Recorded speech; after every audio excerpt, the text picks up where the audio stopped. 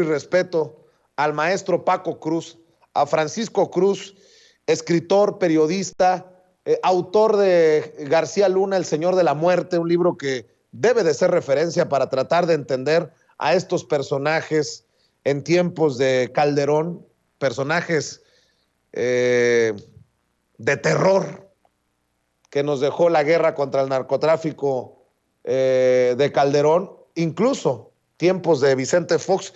Y le voy a preguntar también a él sobre este tema, el mecanismo de protección a periodistas, el asesinato, los ataques, las amenazas a periodistas, incluso los cuestionamientos que yo digo son válidos. Muchas personas preguntan, oye, ¿cómo tú lograste estar protegido, estar beneficiado con el mecanismo de protección a periodistas luego de las amenazas de muerte, y periodistas como Lourdes Maldonado tenían la protección pero estatal?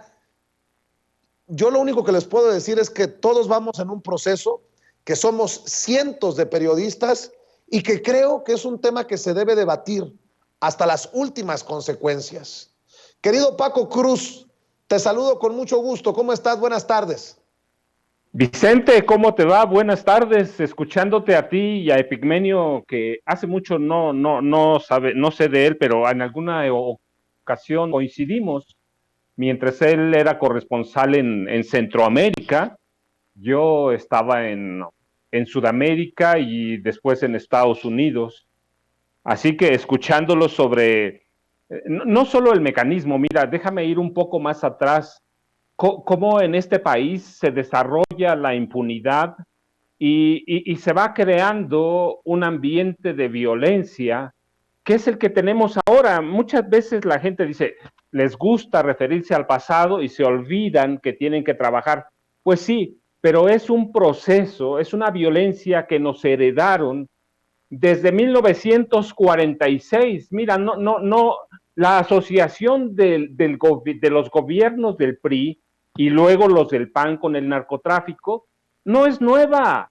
Miguel Alemán les abrió la puerta. Él negociaba con el presidente del Senado, Carlos I. Serrano, que además era un alto oficial del ejército mexicano. Él negociaba con los narcotraficantes. Ellos empezaron a impulsar la violencia que tenemos ahora. No se nota porque siempre tuvimos una prensa mercenaria, una prensa y comunicadores que callaron porque recibían carretadas de dinero público. El Tesoro Nacional se lo repartían también ellos. Y mira, luego tuvimos a presidentes como Luis Cortines, que le perdonó todas las fechorías, todas las pillerías a Miguel Alemán y a toda esa cofradía, a toda esa pandilla de funcionarios que venían con él. Robaron, saquearon al país. Y luego tuvimos a presidentes como Adolfo López Mateos, mira, un asesino, un borracho, porque era eso. Recuerda cuando recién lo nombran o lo ungen como candidato del PRI a la presidencia de la República, como el primer tapado, verdaderamente, el tapado de Ruiz, del viejo mañoso de Ruiz Cortines, los médicos le descubren el aneurisma que tenía y él deja la presidencia. En realidad, ¿a quién se la deja? No gobierna. Gobiernan Díaz Ordaz, que ya le conocemos, gobiernan sus secretarios particulares, algunos secretarios de Estado, y su esposa, que recoge toda la política social. Él se dedica a otras cosas. ¿Y qué hacen? Mira, reprimen a trabajadores, reprimen a líderes sociales y asesinan. Aunque la mano para el asesinato, por ejemplo, de Rubén Jaramillo Menes, su esposa embarazada y sus dos hijos, lleva al secretario de Gobernación, que era Gustavo Díaz Ordaz, que ya lo conocemos.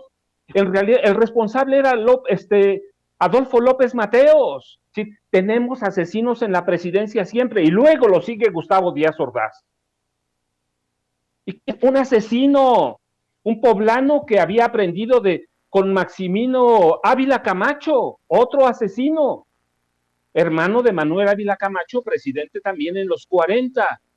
Y luego sigue Luis Echeverría, otro asesino. Y la Dirección Federal de Seguridad se convierte en una escuela de narcotraficantes, de capos del narcotráfico, y nos lo empiezan a meter, pero no se ve. ¿Por qué? Por esa prensa que tuvimos al servicio del poder. Y luego podemos brincar, pero podemos, mira, ir a Cedillo. Disculpa, no podemos dejar a Salinas. ¿Cuántos periodistas se asesinaron con Salinas? ¿Cuántos dirigentes sociales? ¿Cuántos? Mira, el PRD, en el viejo PRD, más de 500 perredistas, más de 550 perredistas asesinados en el gobierno de Carlos Salinas de Gortari. Y ellos amafiados con el narcotráfico. Y Cedillo es el creador de los Zetas. Y Cedillo le da entrada a Genaro García Luna. Genaro García Luna no nace con Calderón, ni nace con Fox, nace con Cedillo y con Salinas en el Centro de Investigación y Seguridad Nacional, en el CISEN, en el centro de la inteligencia de este país. Nace como un mafioso, como un criminal. Y ellos van creando esas condiciones que se ocultan en este país. ¿Por qué se ocultan? Poníamos comunicadores al servicio de ellos. Epigmenio ya lo decía bien, hay comunicadores que están enriquecidos brutalmente, no solo tienen casas en el extranjero, sus yates en Acapulco, tú los conoces, lo has publicado. Esa clase de comunicadores teníamos. Mira, algunos dicen, no recibíamos dinero, no, pero recibían concesiones de gasolineras. Gobernación les pagaba a sus secretarios particulares, les pagaba a sus secretarias, les pagaba oficinas, y toda esa violencia contra los periodistas que no nace hoy, nace entonces, pero se oculta. Vivíamos un proceso de degradación permanente. Cuando el país cambió, y debo admitirlo, yo también, cuando yo estaba convencido que con Fox iba a cambiar, nos engañó. La violencia en este país fue degradándose de tal forma que hoy no importa lo que se haga, es condenable. Ningún asesinato, mira, no solo el de Margarito Martínez o el de Lourdes Maldonado, ningún asesinato en este país se puede justificar, todos son condenables. Y no importa cuántos mecanismos podamos crear con el país que nos heredaron, con un país prácticamente en guerra, no se puede resolver el problema. ¿A quién vamos a defender? ¿A los periodistas? ¿A los defensores de derechos humanos? ¿A los líderes sociales? No sabemos. No alcanzarían los recursos para defender a todo mundo. Ciertamente la obligación del Estado es ofrecernos seguridad. Esa es una de sus tareas. Pero el país no va a cambiar de la noche a la mañana. La violencia que generó Enrique Peña Nieto, la que generó Felipe Calderón Hinojosa, que dejaron la seguridad en manos de un criminal, no se va a acabar de la noche a la mañana. Y es condenable, es condenable y se va a usar políticamente, pero va a tomar tiempo, va a tomar incluso tiempo a que se pongan de acuerdo los estados con la federación. Yo, mira, no soy muy partidario de ese tipo de mecanismos porque no sirven de nada mientras no haya una reestructuración de los sistemas de justicia, mientras el sistema judicial proteja muchas veces a los delincuentes, mientras el sistema judicial o el poder judicial proteja a quienes no deben proteger, este país va a cambiar muy lentamente. Así que la impunidad es histórica, la violencia es histórica y no vamos a cambiar de la noche a la mañana. Hay que condenarlo, pero no solo el asesinato de los periodistas, de los líderes de derechos humanos o líderes sociales. Mira, hay que condenar todo eso, todos los asesinatos de un papá que tiene una tienda en la esquina y mataron a su hijo, de cualquiera, de un hombre que viaja en un microbús y lo asesina a un asaltante. Todo eso lo tenemos que condenar, pero ese es el país que nos heredaron. Ese es el país que dejó Peña Nieto, el que dejó Calderón, el que dejó Fox, el que dejó Cedillo, el que dejó Salinas.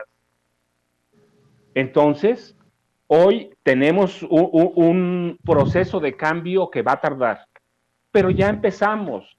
Más de 30 millones de electores podemos equivocarnos, pero también podemos tomar los pasos adecuados para que este país siga cambiando.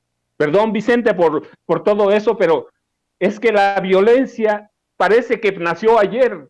No, la violencia en este país, la violencia promovida por el Estado que encabezaron los priistas y los panistas, se fomentó desde los 40.